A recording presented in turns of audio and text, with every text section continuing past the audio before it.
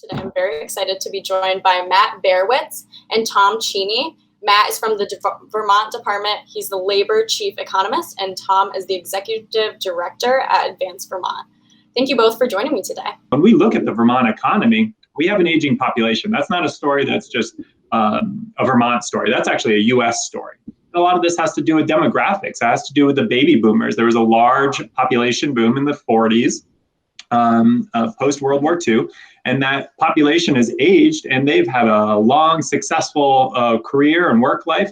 But at this point, they are starting to phase out, and we can see that in the data. In Vermont, we had a labor force of around 360,000 people in 2009, 2010, 2011. And it's not a coincidence that that peak of labor force in Vermont coincided with, one, an economic downturn. People tend to come into the labor force due to economic necessity during an economic downturn.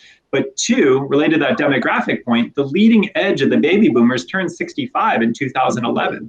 And from that point forward, we can actually see the labor force contracting and kind of pulling back as that population, which is a big share of the Vermont population and the US population, starts saying, you know what, I'm going to start retiring. I'm going to start transitioning in a new phase of my life.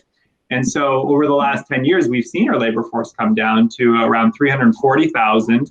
Certainly the COVID data right now that's going on, we have a mass exit from the labor force in the past year due to the global pandemic, but we believe many of those people will be returning. 1 in 3 Vermonters who enrolled in education and training in the state are 30 years old or older.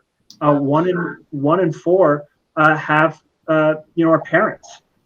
More than half are financially independent. So we really do have to be mindful of that from wherever we sit, whether we're policymakers, employers, educators.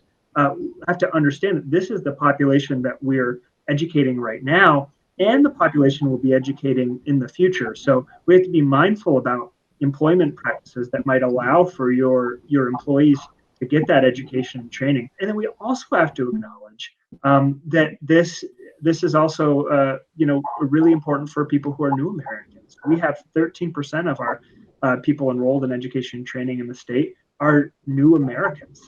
10% are veterans. So we have to be mindful about how we're serving all these populations in our workforce and education system.